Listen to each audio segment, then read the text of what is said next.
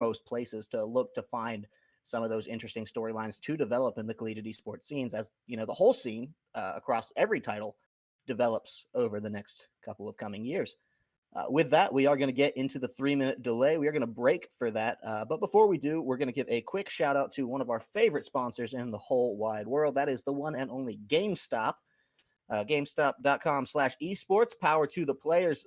They've got actually these weekly events that if you're not in the know, you need to be in the know about, because if you love collegiate esports, this is the place to find them. Their weeklies span a variety of different games. I mean, we got League of Legends, CSGO, Overwatch, Madden, Rocket League, Hearthstone, Smash, Overwatch again, TFT. I mean, everything you could want in a competitive setting. The dates are right there on the side. So I believe the next one should be CSGO. GameStops all across the country. Just come in, play, maybe win yourself a little bit of money there. And obviously, we want to thank them for their continued support of everything we do in the collegiate esports scene.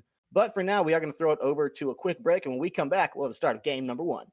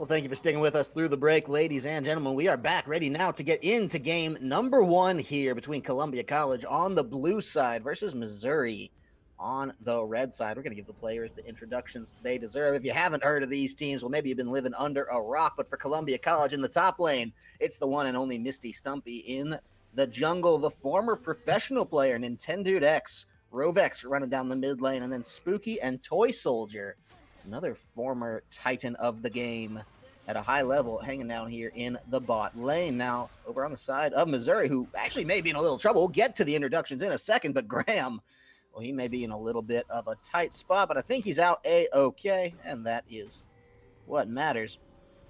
Now, we've all had to get over the pit as well, trying to be just as proactive about being safe as he can. Gives us a little bit of time to introduce the other side. For Missouri, it is Polar in the top lane, Sue in the jungle, Graham running down the mid lane, Morg, something I haven't seen in a little bit, Tenzro's in the AD position, and Yavol in the support. That is how you say it, Yavol. So we'll see what these guys can bring to the table here against one another. We had a little bit of a, scramble to start things, but everyone seems to be back okay. No real big spells or anything burned. Usually you hope you get a flash out of that if you're someone like Columbia, but didn't happen. So everyone's just going to go back, do their thing. They're starting the strong side for the likes of both schools here. They don't want to move into anything too dangerous for themselves. And both these junglers, use a little bit of extra help early. Make sure that they don't have to throw down that smite. Save it for the red buff. Save it for, what actually matters there. And each are going to go, clear out the rest of their lower side jungle. Pretty standard stuff. While, meanwhile, in the lanes, we're getting underway. Top side, place to keep an eye on. Bot lane, I wouldn't expect the most aggression here. I mean, you have the Pyke, you have the Senna. But I think Tenzro's is mostly going to want to hold back here, so this feels like it's going to be Spooky and Toy Soldier's lane to really push and get aggressive on if that's what they want to try to make of it. We'll see the degree to which they do. I mean, the misfortune right now, something that if you're playing a lot of solo queue, is just going to feel so busted. In team play, it doesn't actually come across as strong, so it's still a very good pick, but if you saw this and thought, hey, because, my platinum games or my silver games, if you're in my case, are just getting absolutely demolished. Well, that's not exactly what you can expect here. We'll see what Spooky does bring to the table with it, though. He's farming pretty well. They're being pretty aggressive, and like I said, this is theirs to push if they want it, but meanwhile, a lot of aggression going down in the mid lane, forcing a flash out of Graham. He's got to be careful. Rovex did throw down the Ignite onto that one, so this may very well end up being 2 summoners if he can bully this out just a little bit more, because Graham very likely going to need to go back soon if the potion's not going to be enough to carry him through, or if Rovex can keep up that little bit of aggression. You could force a very early teleport out of that as well. Obviously, crucially important. Anytime a mid laner does run 2 teleports. This is interesting. You have in the top lane perhaps a gank coming down. Stumpy seems to have sniffed it out, but is it too late? The root is there. He's trying to fancy feet and does dodge the axe. He's doing so much damage to Polar.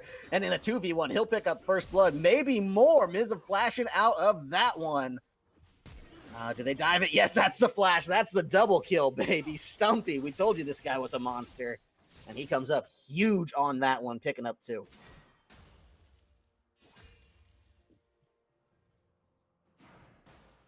Oh, goodness. That is a rough spot to be in if you are the likes of Missouri. You definitely don't want to start off that poorly, because not only do you fall a little bit behind here in that top lane, but now the jungle is just going to be so pressured out by the likes of Nintendo. You're giving him so much priority here to hop around just wherever, whenever he needs to be. And, well, ladies and gentlemen, I need to inform you that you may very well be in the presence of greatness, as the one and only Coco the Dragon is joining us.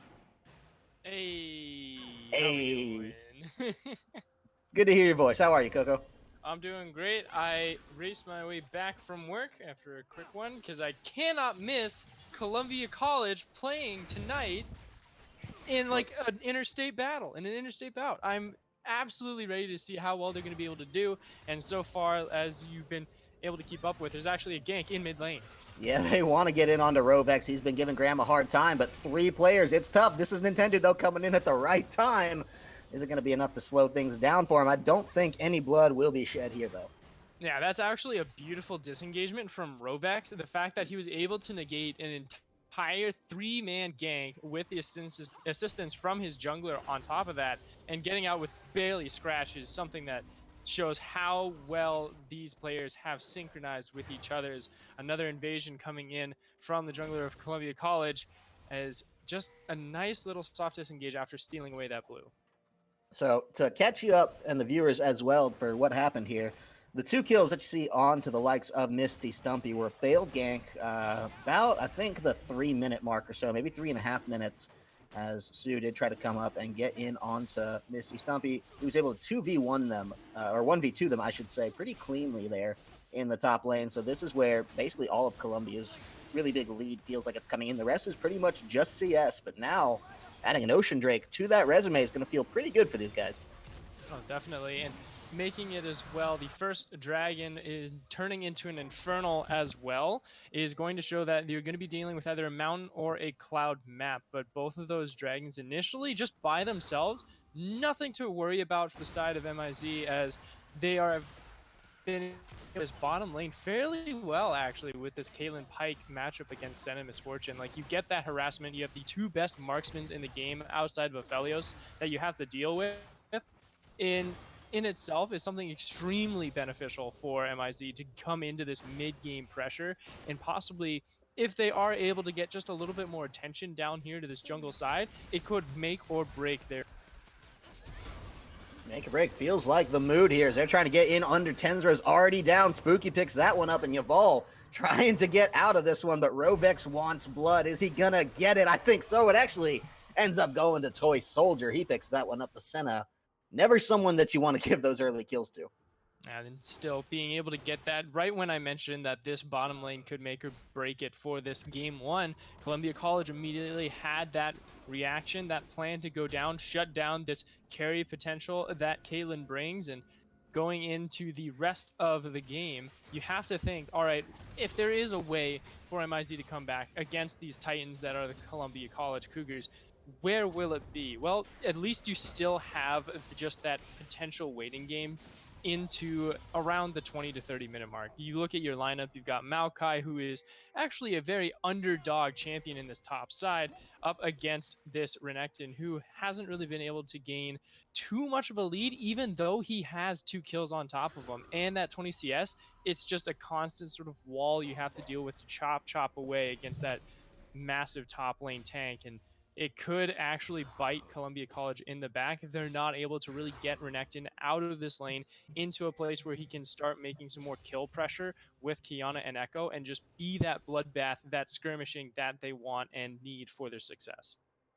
Missouri Tigers absolutely feeling the pressure of this one. I think they've tried unsuccessfully, I should say, to convert just a couple of big advantages when they did bring up Sue to the top lane early, when they brought 3 members to the mid lane to try to get on Rovex when he was just able to disengage. So it's not for lack of effort on their part. It's just that Columbia College reacting very well to these and being able to turn the slightest advantages in their favor. And this is really a storyline that's been building for almost a whole year now. We saw these two teams collide at the Midwest Campus Clash. We'll get to that in a second, actually, as Yaval is going to go on down. They do turn it back and find their first kill onto Toy Soldier, though.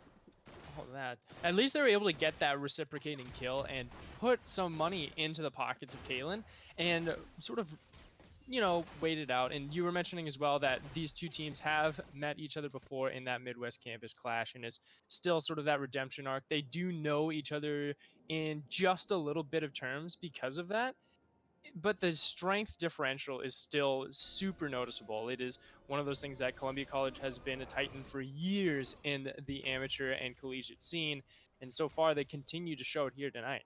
Yeah, I feel like Mizzou's program, too, is something to keep in mind. The Tigers are very much newer to esports in general. I was mentioning, what a big deal it is to have an SEC school, right, with a recognized varsity esports program, but it's going to take some time to catch up to that level, and we're seeing it here already that Columbia, they may be the smaller school, they may have the smaller student body, not as many resources to just, throw at esports, right, but either way, what they've done, the foundation and groundwork that they've laid is paying off massively so far here in game number 1. I mean, they're sitting on over a 3K gold lead. Stumpy here, though, the target of some aggression. They're going to turn it right back around, and just like that, Sue is taken on and out. And Polar, well, he may be the subject of a dive if they're not careful, as the Rift Herald is summoned here. 3 members, there's just no chance. Stumpy rampaging through this one.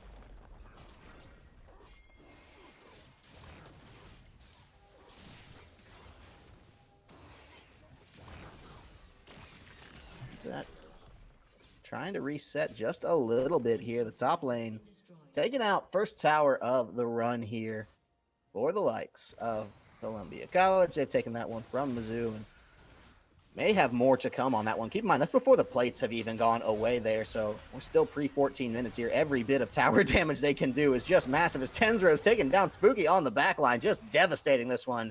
And now Yaval in some real trouble as well. The dive is going to come through, the flash just for nothing. And just like that, I mean, that's a whole tower again going down.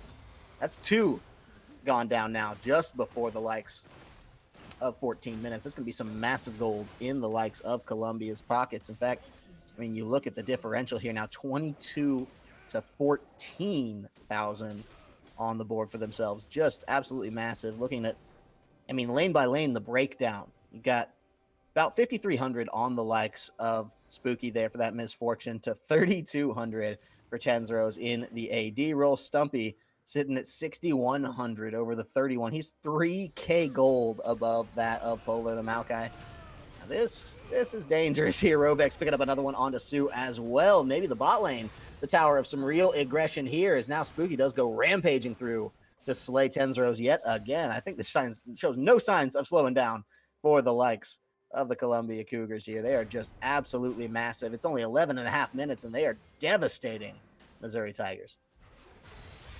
More to come here. Yeah, Rovex killing on Yaval. He tried to do what he can with that Pike ultimate. Did get it off, but you can see it's just not that impactful at this stage of the game.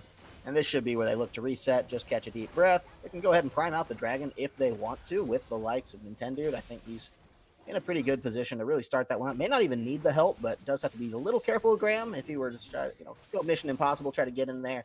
I don't think he's even aware of the fact that this is going down, or if he is, certainly can't contest it, because to Missouri's credit, they do have some good vision around that dragon pit, but there's just certainly nothing they can do at this point, as now the Infernal Drake has been secured.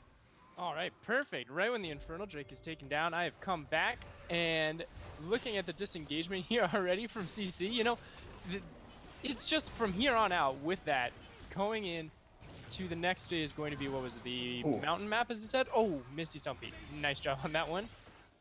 Yeah, mountain map as just absolute domination coming in and just being able to shut down any potential that MIZ had a chance of gaining in that mid-game stage.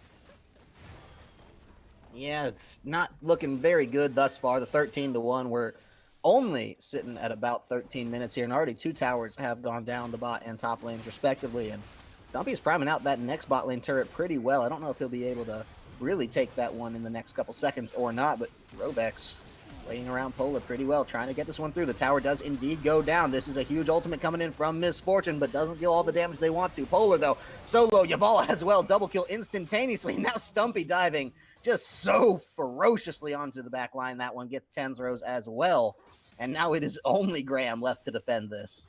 And with only Graham left, the hopes and dreams of MIZ for Game 1 have very much been squashed. And so for them, it's just waiting to see how well they can sort of learn their lesson, see what weaknesses that Columbia College had given them in this first game of the series, and try and exploit it into Game 2. They still have the draft that they can look into and revise. And of course, they have the early or mid-game win conditions that they want to accomplish out. Because looking at on the surface, you have a pretty strong team style, and just an execution was just the one that was lacking. That Columbia College had more experience just throughout their years as a school and have been slowly dominating up to this point. And they want to look strong. They want to look perfect coming into the playoffs, which is only 4 weeks from now.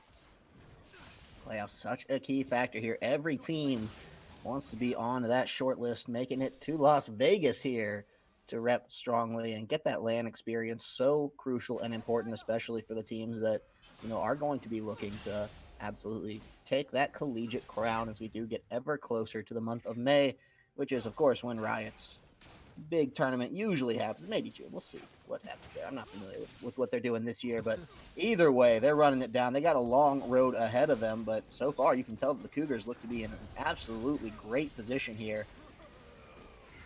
17-1, just taking stock of this game alone. I mean, we can look as far down the road as we want, but right now we have this game in front of us. And here, about 15 minutes, just knocking on the door of 20K. It's a full 13, almost 14K down for the likes of now these Tigers. And this one, I mean, at this point, you can't help but start to think about what you're going to do in the next draft, right? Oh yeah, no, for sure. Like, you are completely disconnected to this point of the game. You're almost playing passively to a point that you just are looking for any sense of error that Columbia College is going to give you over. Not to possibly exploit in this game, but just for the series entirely. Is gets that kill here. Picks up Yaval in a big one there. Just rampaging through this one. And, Toy Soldier, the only one to actually die thus far on the side of Columbia. Everyone else is trying to flex out those perfect records. Stumpy as well, but Toy Soldier gets a big pickup onto Graham. Nintendo is going to be slain on the back line as Rovex picks up one there in the middle. Actually, no, sorry, that goes over to Spooky, who now himself is in some trouble. Flashes out of that one in the nick of time and the Ragnarok not going to be something I think they want to pursue too much further here. Is that's actually going to be a pretty great back, or it would have been rather, if it weren't for the fact that bot lane's getting absolutely destroyed now by Yeah. Misty Stumpy here. Oh my goodness, just one lane after the other, now knocking on the inhibitor in the bot lane. They're going to see if they can try at least get some crocodile skin for their shoes to buy any if they want, but that's not going to happen. Oh, Caitlyn getting obliterated. Oh, yeah, this is just, I mean, I think it's at a certain point, this has to qualify as cyberbullying, right? This is just nasty coming Yeah, out get the from the bully side hunters on it. of Yeah. Columbia College, and they're just not showing any signs of slowing down. They've all got a good amount of gold in their pockets, too. I mean, 1,500 on the mid and AD, about 1,400 on the top laner. This tower should stretch that further, but I don't even know if they'll go back to buy before just trying to end this one. Yeah, they can just go ahead. They're waiting for maybe Echo to come back and have a full 5-man to just dominate with all of their ultimates up and available when ready. But they look to just take it slow, get this Rift Herald, which is still up, by the way. It's the second Herald of the game. And for them, it comes to me as a question of when is it disrespect that you're just taking so long to finish the game, or is it you are actually playing carefully, playing precisely, and making sure you have all your tools ready to actually execute it. And this is one of those examples that is like very borderline. You could argue one or the other, right?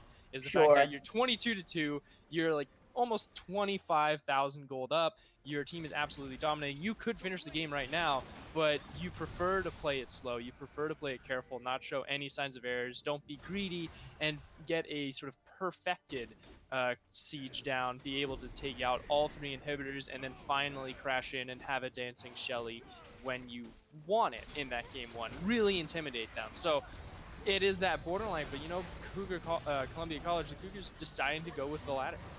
And I think that so much of that comes down to coaching philosophy, right? A good coach is not going to waste any time in a competitive match, whether you're ahead, Yeah. whether you're behind. They're going to try to maximize everything they can out of this and make it a truly good learning experience and really make the most of any time in a full competitive game here. So, with that, Columbia College hedging their bets, but doing it carefully. So they've got 2 lanes already priming out. The top lane, the only one left to go down, is Stumpy, creating this chaos in the lower half of the map. It's been what he's doing all game. After that top tower, he switched bottom and didn't look back until the inhibitor had dropped. Now it's able to keep those lanes prime and keep that stress on, and it gets the inhibitor so easily for the likes of the Cougars.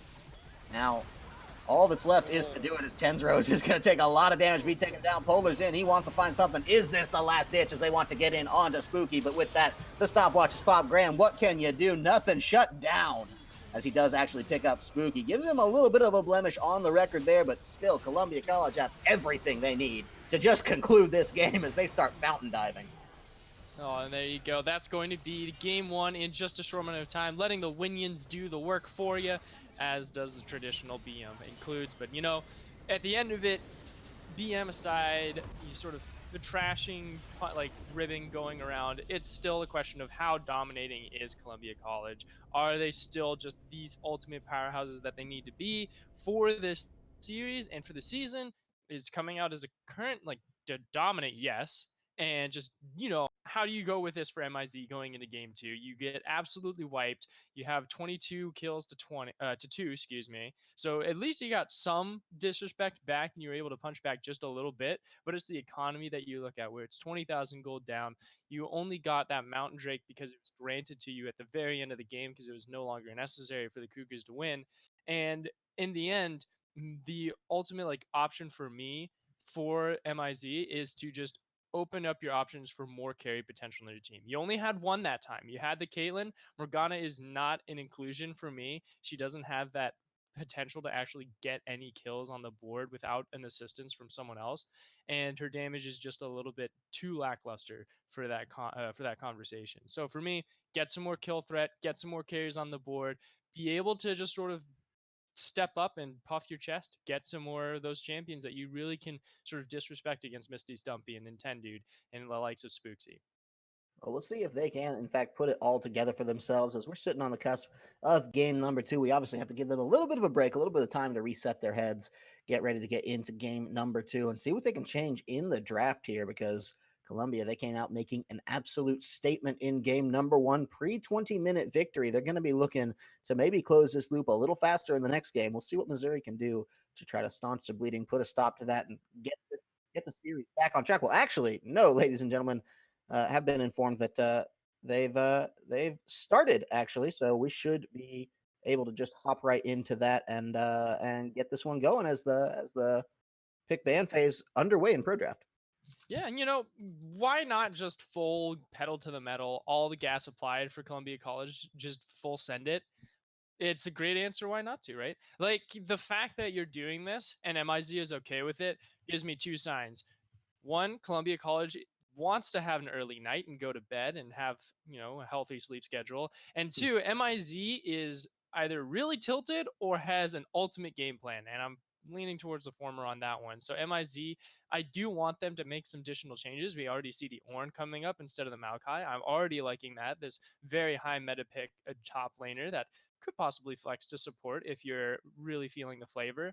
But back onto Columbia College's side, they're throwing out, instead of the Misfortune and Senna already being wiped out, they get Caitlyn, the next priority out of the four that they have, and then being able to possibly save what their support will be because you have that safety pick of Caitlyn and then this dominant, just sort of meme dream of Kha'Zix in the jungle.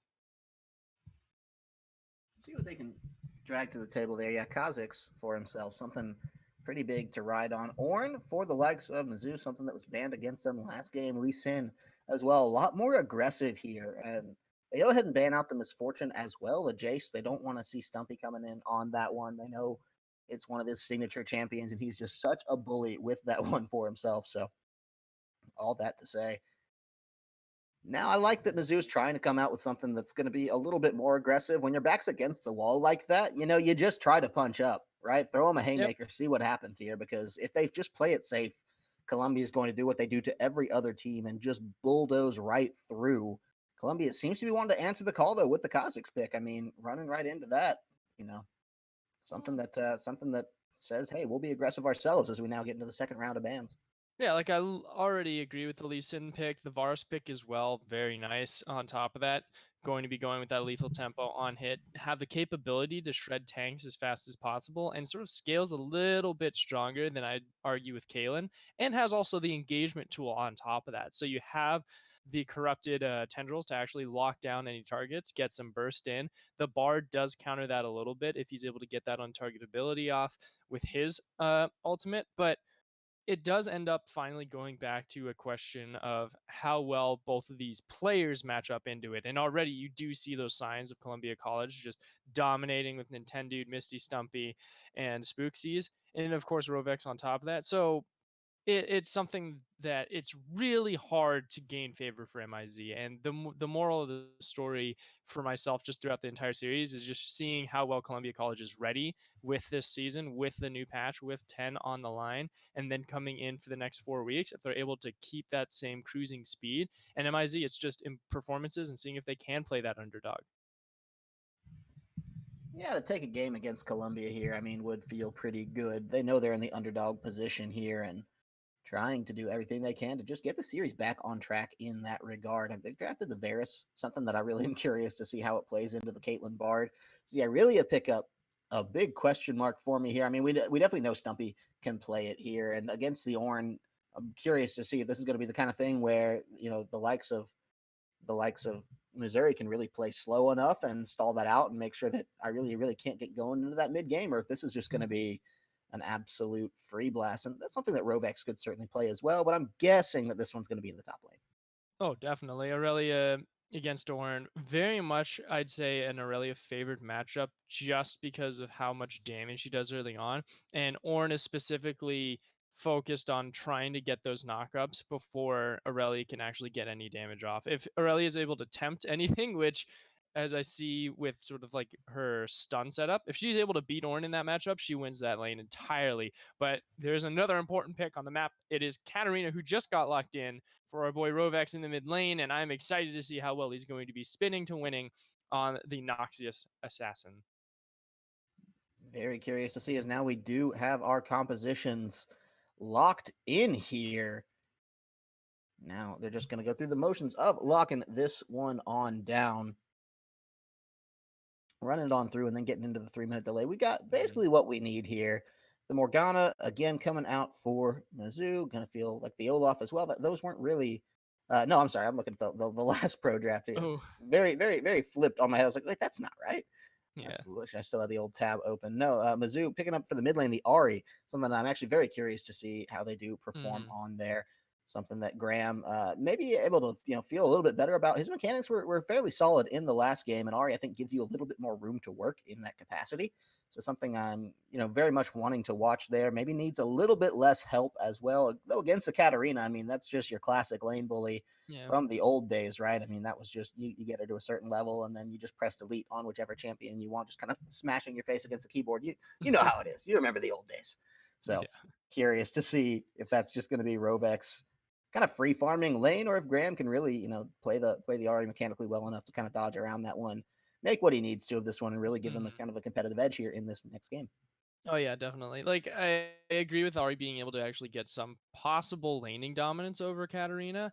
That's only if Nintendo decides, I'm just gonna go ahead and just not participate in mid lane whatsoever, especially when he has so much damage potential and when Ari doesn't have any escape tools until level 6. Sure, you have the charm to sort of negate any full on engagement from a jungler if you're able to catch them, but then you still have the mid laner to deal with, and it only grants you a limited amount of time until that really becomes a problem.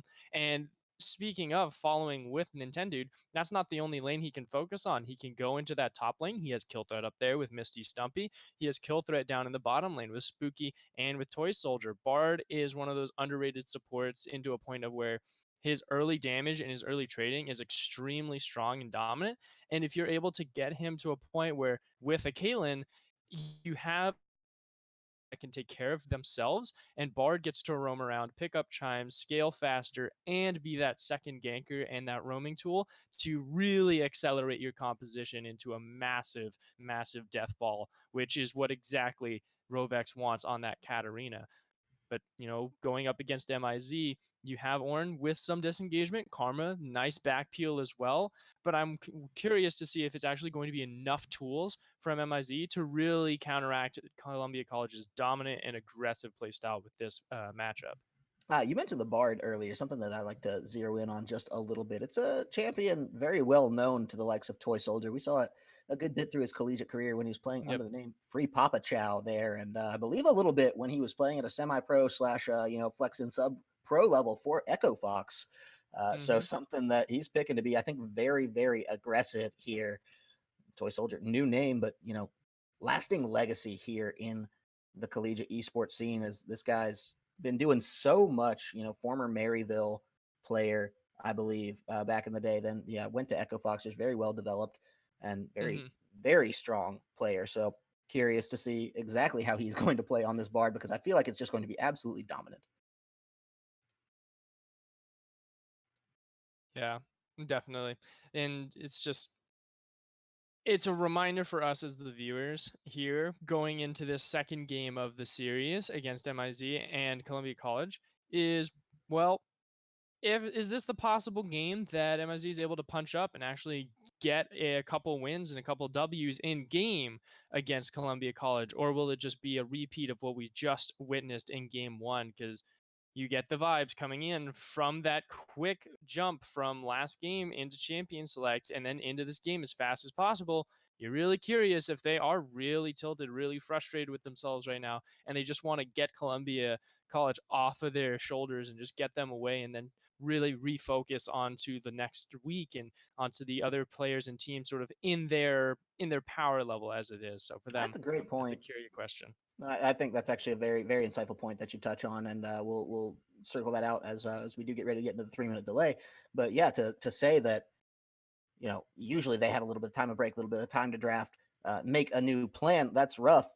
They at least did change up the composition pretty drastically here. They knew the last thing wasn't working, so it's not like this is a completely salty run back here for the likes of Yeah. Mizzou. They were quick about it. Let's hope that for their sake that was decisively quick and not just spamming through and kind of on that mental full tilt. But we'll get a good look either way in just a moment. But for now, ladies and gentlemen, we are going to get it kicked on over to the 3 minute delay, and when we come back, we'll have game number two.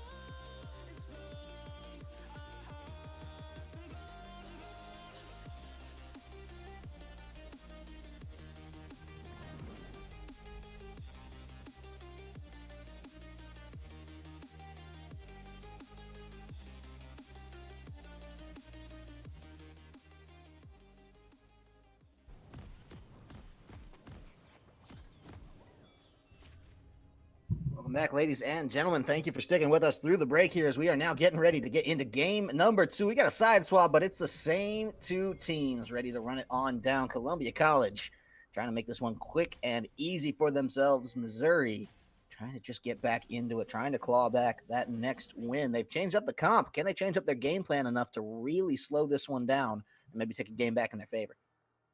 Yeah, and looking at the compositions right now, looking at the runes as well, it's actually not as different as you'd expect from the previous game from Mizzou. They do have the Ari, yes, a little bit more of an assassin, but it is a glacial augment Ari, more into that utility favored, not as much damage, but just playing it out, wants to survive laning phase, and then provide the tools to really help with the follow up coming in from Polar Zorn and from Tens Rose's Varus with the corrupted tendrils and Call of the Forge God. For that initial engagement, they really want to survive this laning phase as healthy as possible and as neutralized as possible. You don't want Columbia College getting out of control because we saw exactly what happened when you do that in the last game. You really need to make sure that you are actually bringing them down to your level. Yes, you're punching up in a way because no matter what you are, like no matter what you're doing, you are still outclassed in a sense of just basic mechanical level of experience. You have like Nintendo, who's been in the scene for an extremely long time,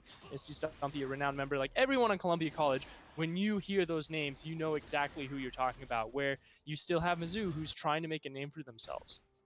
Right, and you know this is it's not lost on us that this is I want to say the B team or the A team, or it's certainly not the starting varsity Mizzou roster, right? No, And so these guys are, you know, in a certain sense, got to feel like they're just coming in and you know, completely kind of having to run up just against a brick wall here, and you know, very David and Goliath yes. storyline for themselves, and that you know Oh, has Polar. to feel a little. Oh yeah, Polar in some trouble, but I think it'll be okay.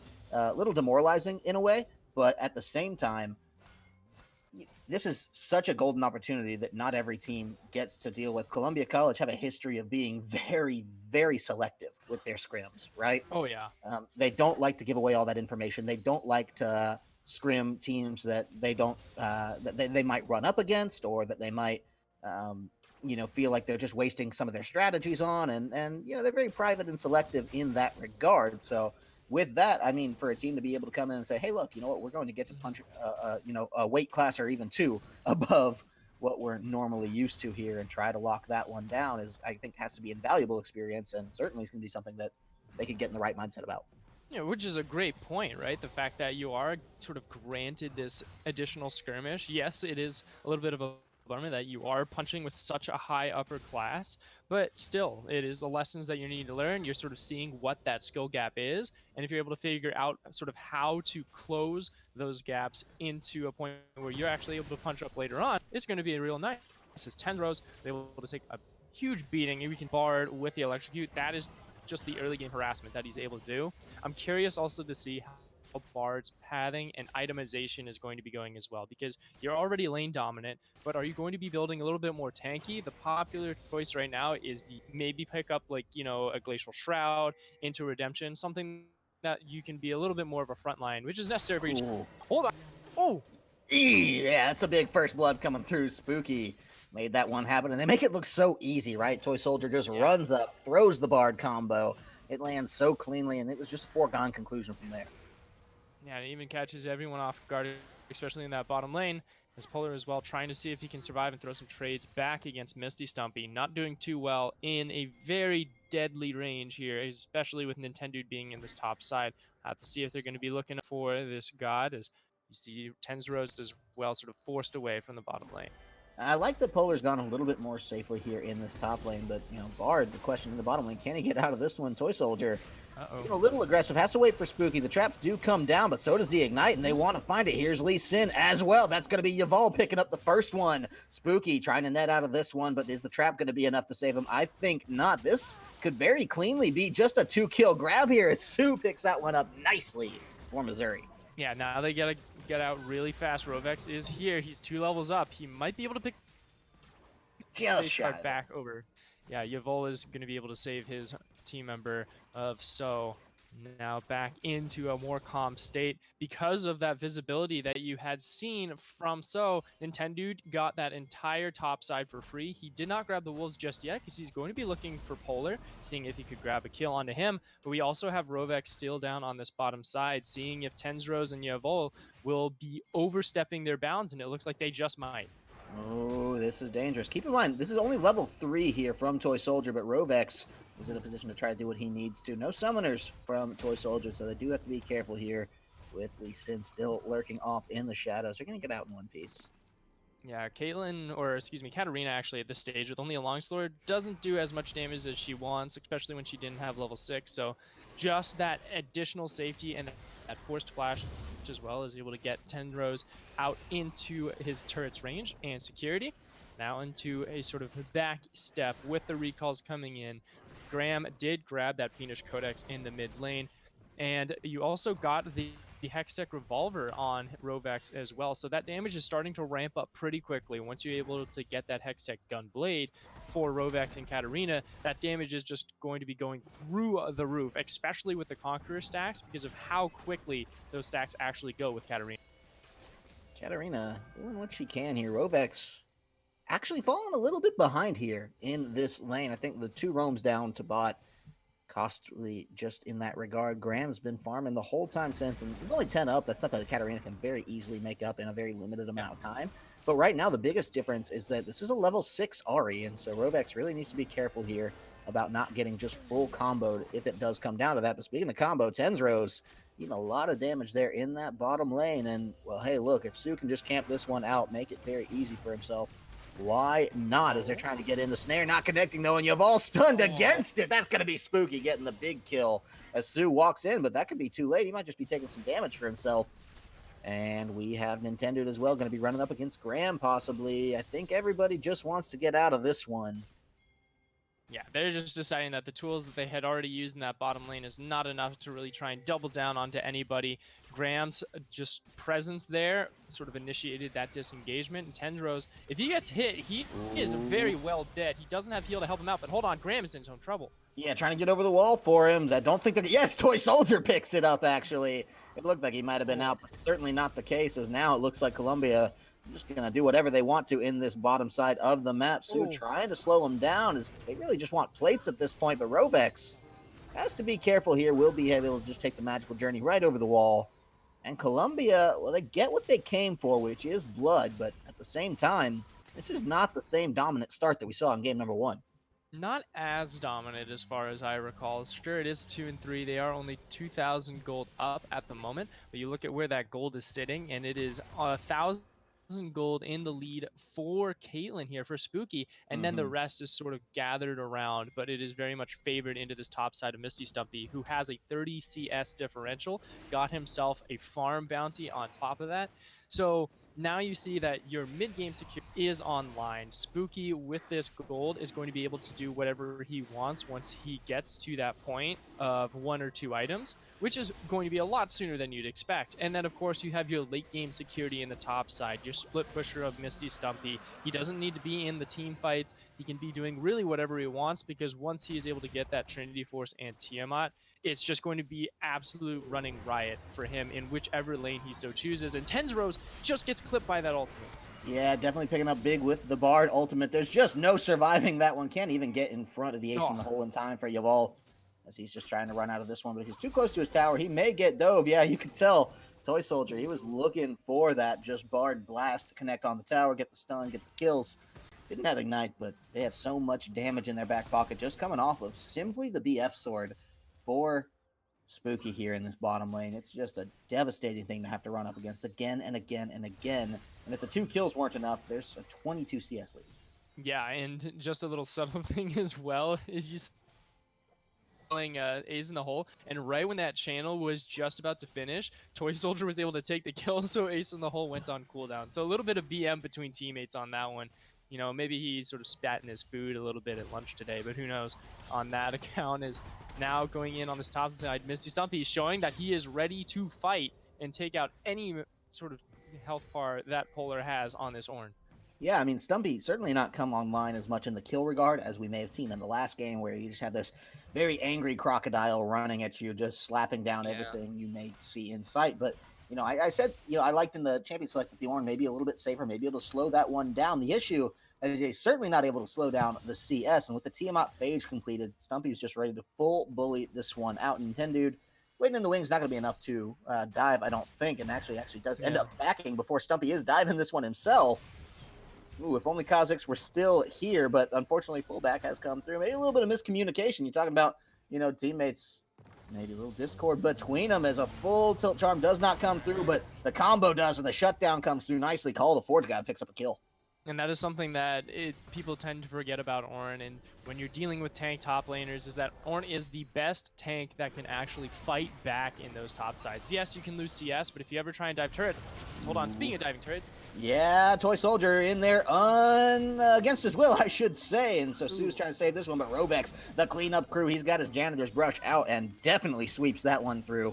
We'll see if they can get in onto Sue next. I know that they want it. The Ignite comes down. It's just a matter of executing, which they do so perfectly, and a double kill to the credit.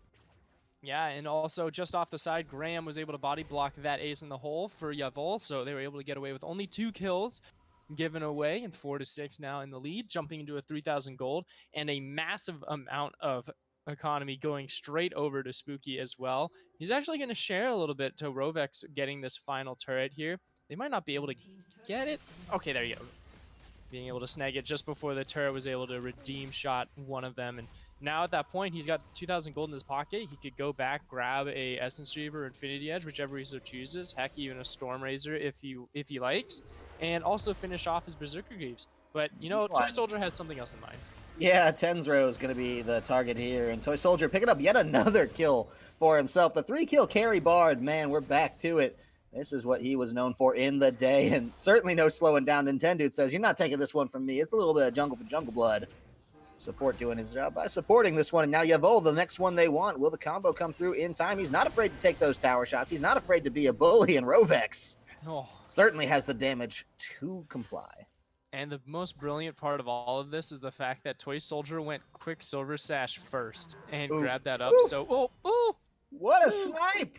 American sniper over here. Chris Kyle Tenzrose from downtown. The 3-point shot sinks it beautifully. I think Rovex was expecting him to actually be in range of any minions to Shunpo out, but he wasn't. The snipe came in a little bit too quick. Hold on, Toy Soldier also running in with an extra backup.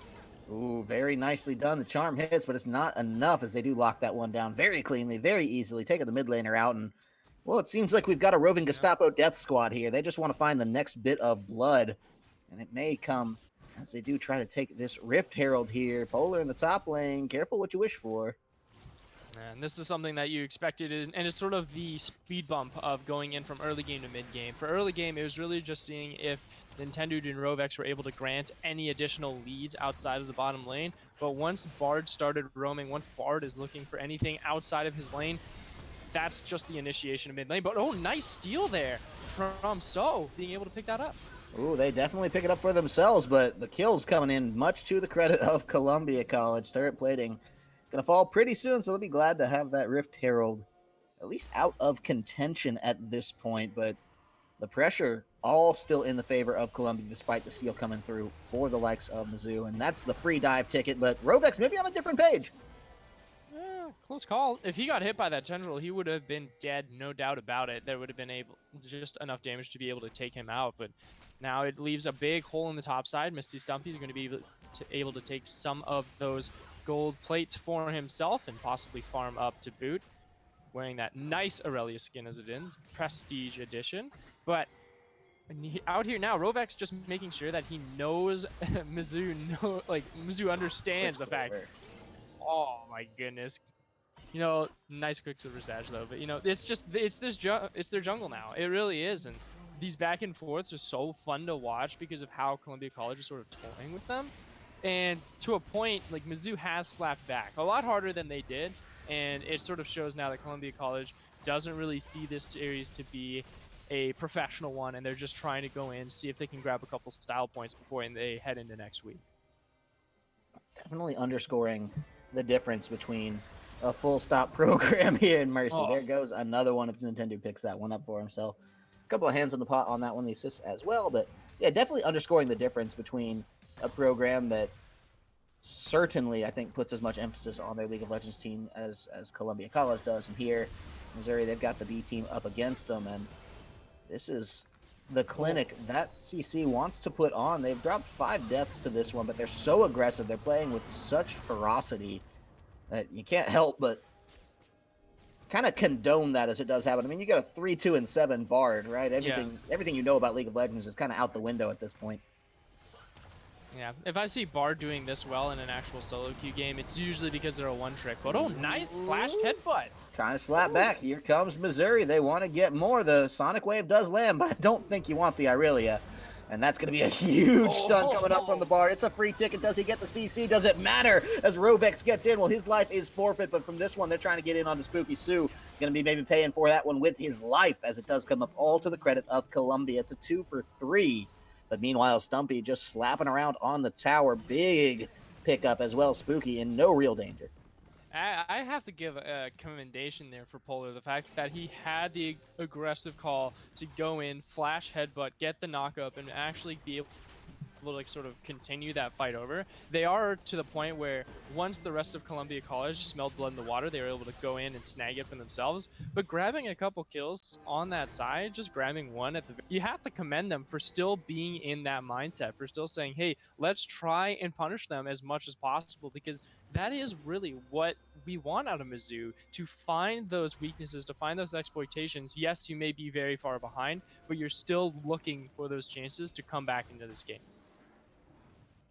Looking indeed, and I mean, at this point in the last game, they were just in free fall, completely destroyed, and well, Yaval going down maybe solo here is not going to help that one, as Rovex takes the credit. Nintendo, it had the isolation, but it didn't matter at the end of the day. It was all Rovex bringing the real damage on to it. And now Graham going to get soloed, Flash, the Shun Poets, all coming together, and that's not going to be good enough. I'm sorry, no flashes were in there, only ultimates, but meanwhile, Sue in some real trouble. He's going to try to ward hop out of that one. There's the flash, but Nintendo following right over the wall. That's going to be a huge chain coming in from Tenzrose, maybe in terms of saving his life.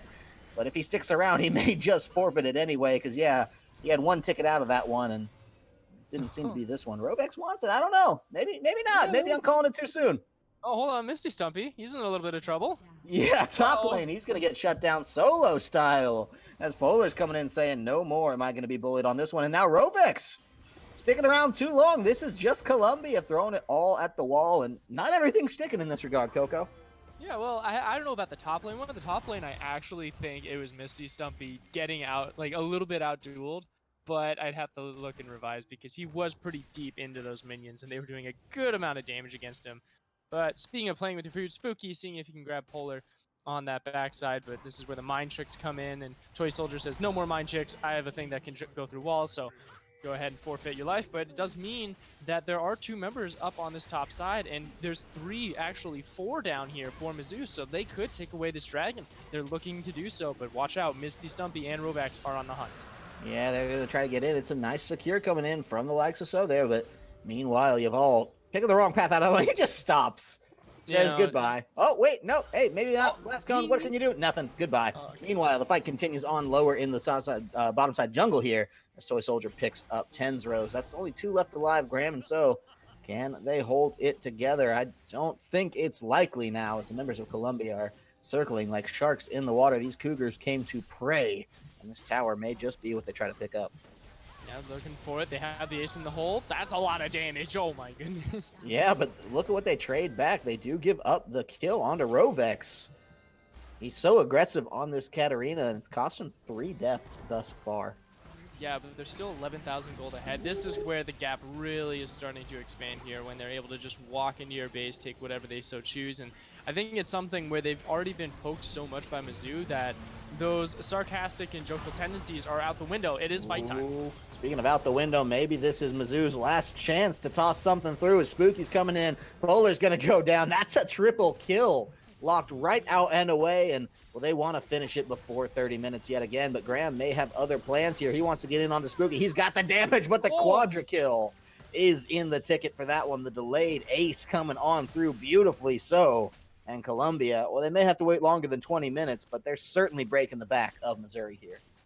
The thing that I hate about the most about this is the fact that Bard went Quicksilver Sash first. It's so tilting. The fact that he just is so far ahead, he understands, yeah, I can do enough damage. I can just walk ahead of you. It is that exact mindset that I mentioned earlier where it's like, oh, I'm going to be the front line for my team and be that like that semi tank just to survive long enough to secure kills for my team. And going Quicksilver Sash may not be the same as Glacial Shroud, but it's just denying any sense of lockdown to follow up and even like grab an additional kill on the backside for Mizzou. So that powerhouse and then sort of going that more AP health route with the Proto Belt on top of that just secures any sense of defenses as Yevol just gets absolutely shredded.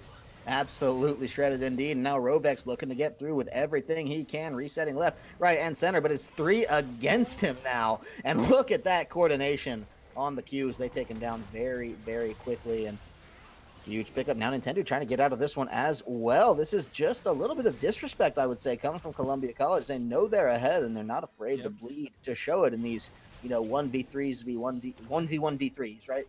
Yep, of course. And, it's just continuing to stack up against him. Oh, the Lee Sin kick! Oh, he had the heal! Oh, so close. I commend you again for the aggression, but unfortunately that also means that the rest of your team is in trouble. Certainly the case here is they need to worry about defending this base, and they want the blood, they want the kills where they can get it, but not at the expense of these towers, not at the expense of their Nexus when you are in game number 2 and you lost the first one so handily. They're trying to stretch it. They're trying to make as much of a statement as they can here. It's just a question of what they can realistically do at this point. I mean, you've got a 1 and 8 Lee Sin, a 0 and 4 Ari. It's hard to try to stack that one back in. Yeah, but they still have the just sort of demeanor and morale to somewhat try and look for more kills every time Columbia College oversteps the line. And another thing too that is a little bit off-putting for myself is that you went full lethality on Tenjiro's virus, but went lethal tempo instead of say like an Arcane Comet or a Dark Harvest, something with a little bit more front-end damage front-loaded. Speaking of front-loaded damage, goodbye Nintendo. That's your second death of the game, as the rest of the team is looking to just try and find if they can clear out the rest of these inhibitors.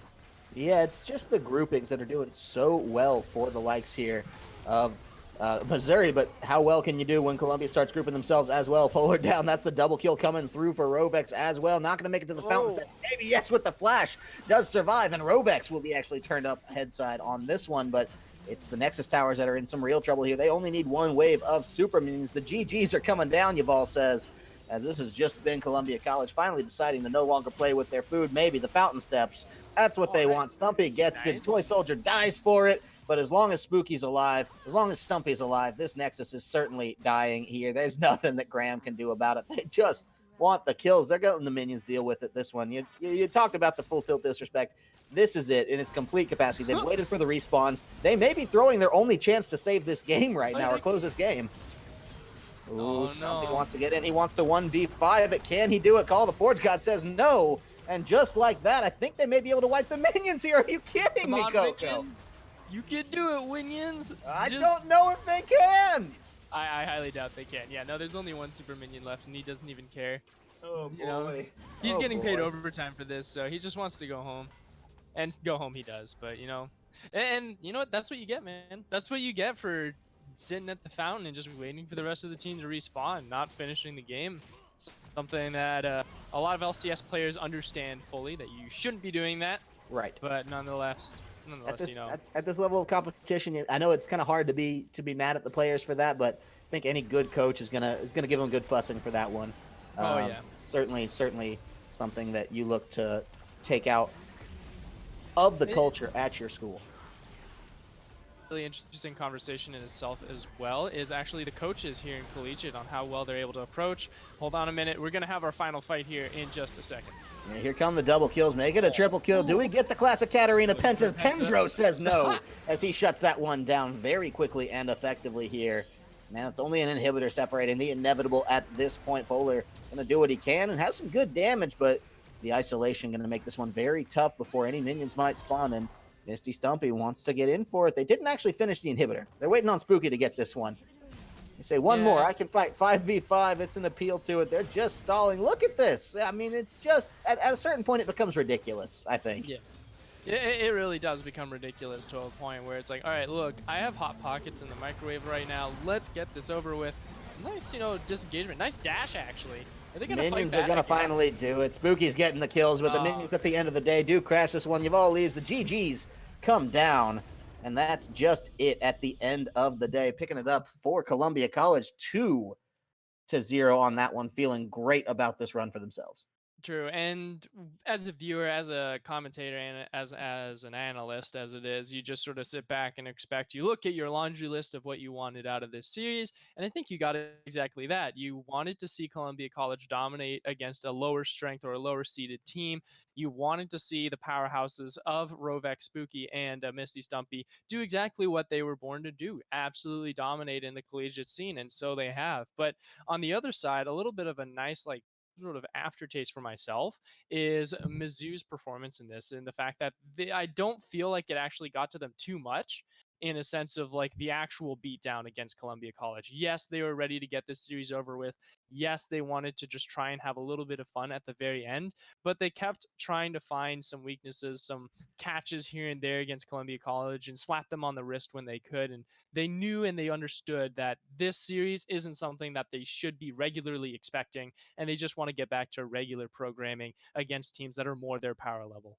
That's a great point. I think you're completely right in that regard, and that's an important data point, an important, I think, structure for any team to be able to never say die in the collegiate League of Legends sense, because you're not always going to win every game, but you can always get a little bit better from every game, and you don't do Yep. that if you give up. So credit to Mizzou here. They had an impossible task, and obviously the expected result happened. Columbia College came out very effectively, taking the first game.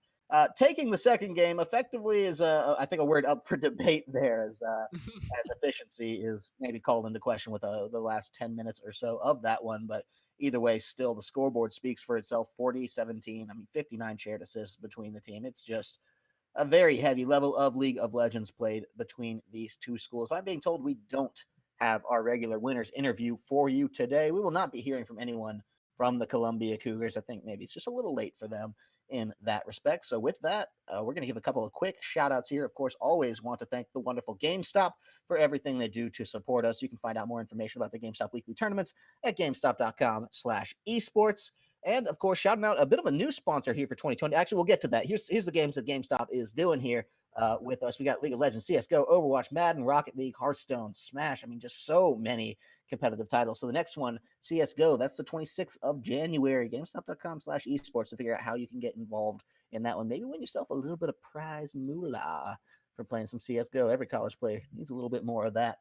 And next, to shout out our wonderful sponsor for 2020, HyperX. Actually, I want to thank them for being our peripheral sponsor for the 2020 season, and of course our finals that are coming up here at the end of the year, or I'm sorry, end of the season in April. HyperX is one of the leading pioneers of esports and gaming components. Has always been committed to growing this collegiate community. CSL is happy to welcome HyperX as our newest sponsor. Their support will lead up all of CSL's online and live events in 2020, including our grand finals in Las Vegas. So huge thanks to them as well. But for us, ladies and gentlemen, here at CSL, I think that's going to do it. You can catch us every Tuesday until, I think, for the next 5 weeks here.